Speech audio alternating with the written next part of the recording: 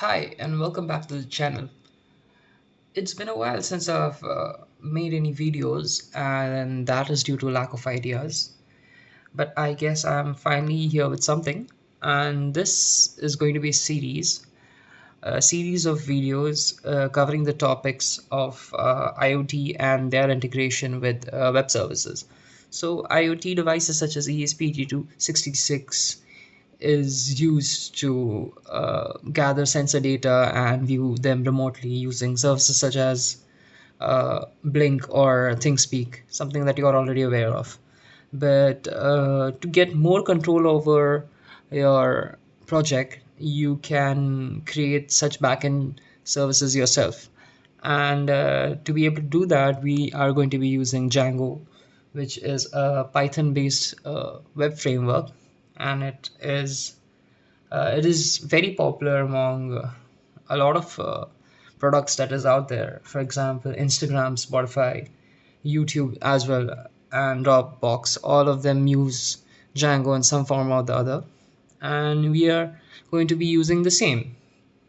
So I'm assuming that you have some amount of Python basics to your knowledge, and also you're aware of you working with classes and methods as well as running functional logic with Python. And we can get started right away.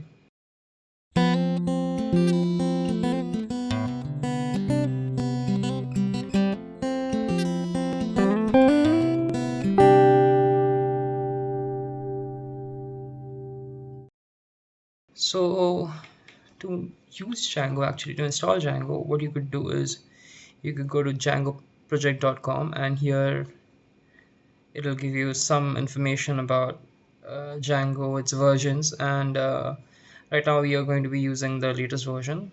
We'll just go to this download tab, and we are going to be using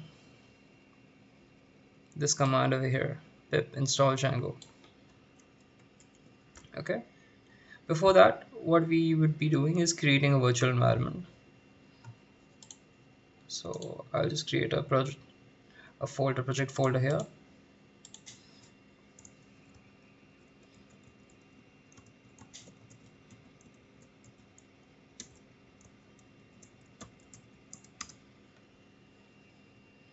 Yes, and I will be using the VS Code over here, and it is a very popular code editor if you are going to work with any other thing other than Arduino. We'll just open the terminal over here.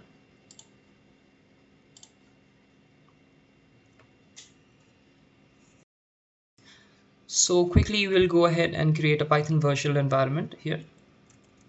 Python m venv, and we'll create with the name venv. It takes a few seconds, and once it's done, we'll go ahead and activate it. So to activate your virtual environment, we would do is just type v and then press tab, so it auto completes your command. S tab, scripts, and activate. So the way we know our virtual environment is active is it'll show up here. Okay, so now the first thing we are going to be doing is installing Django over here. So earlier we just checked, copy this command and paste it over here. So this would use Django's latest version on the server, and then it's going to download and be made available inside our virtual environment. So we see that Django is installed along with its required packages. So we can just check by typing pip freeze, and it shows there Django along with its other required libraries is installed. Now what we are going to be doing is creating a Django project. So to do that, we'll type django hyphen admin and project and a project name. So we would name it Arduino IoT. Okay, so it will go ahead and create a project folder along with its uh, required assets. We'll go ahead and go inside Arduino IoT and just clear the terminal over here. Now to start this project, the way you do it is we use Python. Yeah, Python manage.py run server.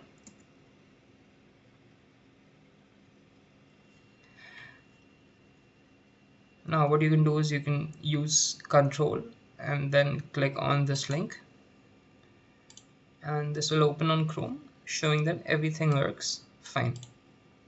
Okay, now we are going to be making some changes. If you are not familiar with Django, fear not, it's not very difficult. We are going to be going to this base project folder, and here we are going to be going to settings.py. So here we are going to be setting our allowed hosts to be anybody. Okay, and the rest we are going to be keeping the same. Okay, so now what we want is we want this server to run on our local area network. So the way we do this is we are going to be checking ipconfig, and we are going to be checking for our IP address in the network. So you are going to be seeing it IPv4 address over here. So we are just going to copy it, and for us we are going to be typing again Python manage.py and then adding the IP along with the port 80, which stands for your default port, HTTP port.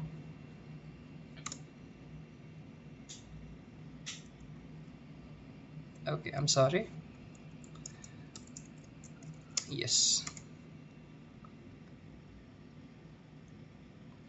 Okay. Now what will happen is that this IP over here would be accessible by the ESP8266 on the local area network. So it is not going to be just within this local host. It's not going to be within this computer, but it's going to be accessible to anyone who is available in this network or connected to my Wi-Fi. Okay, so we can see that this works well. Okay, now what we want to do is we want our ESP8266 to be able to request something from our Django server. Okay, so the way we would do it is we would create something in Django called as an app. So an app in Django is basically like a segregation of a particular feature. So let's say you want to keep authentication separate within the project, or you want to keep let's say a certain feature like video serving or working with images separately. So you could create a separate app for it. For us, we would just call this app an API. Okay, so to create an app, what we do is Python manage.py create start app. Yes, start app, and we'll call it API. So you can see it creates an app over here called as API along with its other associated files. Okay, so Django should know that we created an app over here, but by default it doesn't. So what we have to do is we have to go to our settings.py again, and we have to say Django that, okay, hi Django, that I have created an app called as API. Please include it within your system or within your code. So we just add it under installed apps, call it API. Okay, So the way this works is that every time any request is made to the Django application or our Django server, it actually goes to this urls.py where it checks, okay fine, this is the URL, and it gets referred to certain functions, or maybe it says that, okay fine, I'm here with this URL and I want to do something with that URL, so where do I go? So it says, okay fine, go over here. So since we want our ESP to request to something under the API application, we have to route from our main URLs to the API URL. So whenever you create an app, by default it doesn't have a URLs file. So we would create a URL file over here.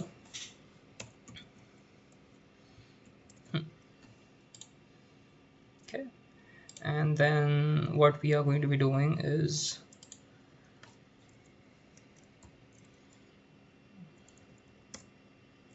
we'll say nothing.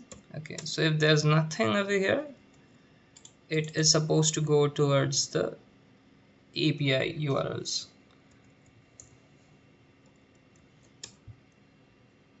So what we will do is include and then API.urls. So it is referring to the API app, and inside that we're referring to the URLs file, and we'll just include over here. Okay, now whenever you are going to make any request to the Django server, it is going to go to this main URL, urls.py, and then it's going to check, okay fine, where do we go? So if there's nothing other than the the host name of the server, which is this, it is going to go, okay fine, I need to go to API.urls, and then it's going to go to API.urls. So here also it needs to be said, okay, what do I need to do here?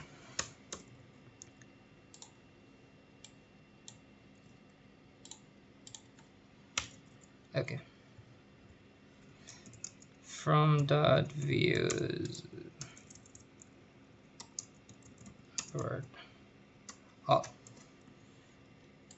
We don't need this here, and we definitely don't need this here. Okay,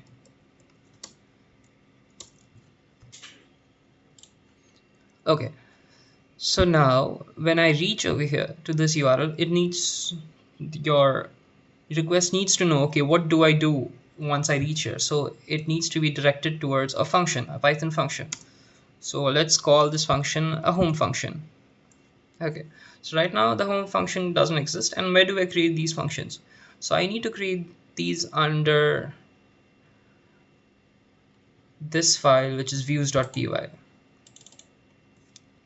So views.py handles it handles all the requests, all the major requests that come to Django, and here you would write what to do with these requests.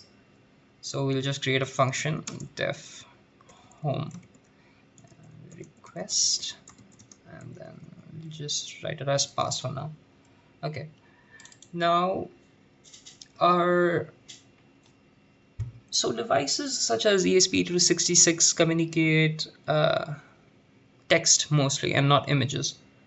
Also, even if they are using images, it's going to be binary data that needs to be reconstructed again if you're using any display such as OLED or LCD. So what do we use primarily to communicate in while designing such systems is we use something called as JSON. So JSON stands for JavaScript Object Notation, and it is a document format which is platform agnostic. So that means that multiple platforms can use it, or multiple devices or services can use it as a means to communicate with each other, as a format to communicate with each other. So the way we are going to be using is from Django.http import JSON response. Okay, so this is going to be used to return a JSON response. So the way we do it is we'll just make a word response, okay, and then we are going to be using a Python dictionary where we'll call it message message, and we are going to be giving something inside the message. So hey there, okay, and now I'll use return JSON response, and then I'm going to be returning the response. Okay, so yeah, let's do a recap of how this request would work out. Okay, so whenever I'm going to request to this IP over here, it is going to go to our project's main URLs file where it goes. Okay, fine. Since I have no slash and this URL has no extensions after that, it is going to go to api.urls, and there also you'll see, okay, fine, it has no extensions over here, so it will go to the home function where it should get a response back. If everything works well, it should get this as a response, as a message saying hey there. So we'll run our server at port 80.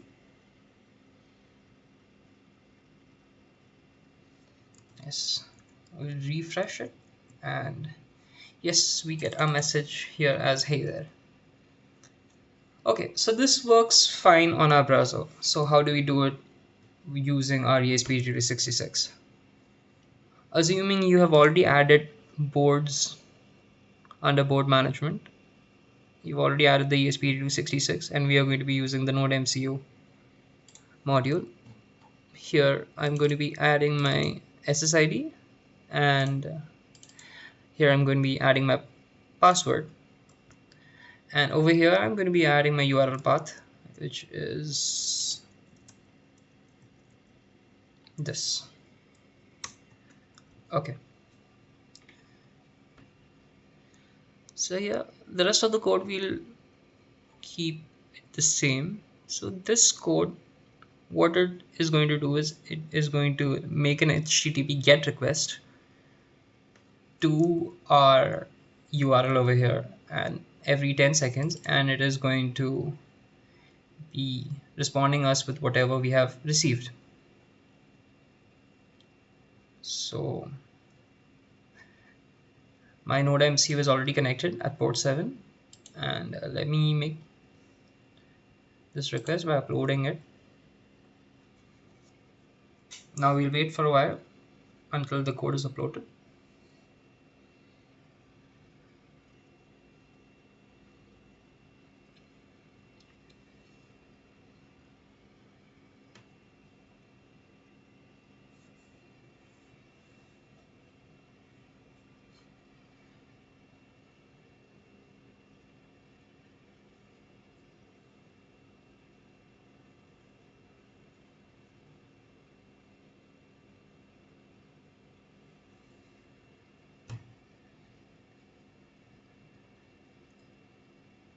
Okay, so our code is showing that it has uploaded, and you can see here my ESP8266 gets connected with my local router, and it is assigned this IP, and there it's making the request to this particular URL where it's getting this as a response. Hey there. You can see that it's not printed out over here, so it's actually making a request. And also under our Django server, you can see every 10 seconds you are going to be getting a GET request over here, which sends a response code as 200, which says that okay, it was a completed request. Okay, I can change a few things over here. I can make it request anything from there, and since I made changes to the server, it's going to reload, and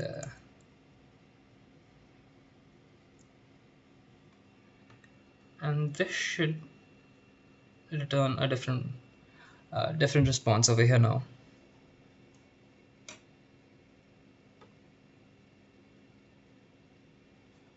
Yes. So this is an example of how we could use something such as Django, which is primarily used to create websites and web applications, and we can integrate it with our IoT devices with certain changes to the project and certain changes to the approach of the project.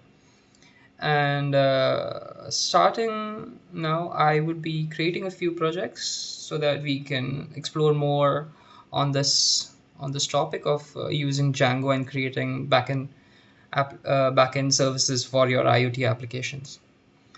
So if you like this small explanation, if you would want to see more videos over this, please like and subscribe, and I hopefully see you with a new video soon.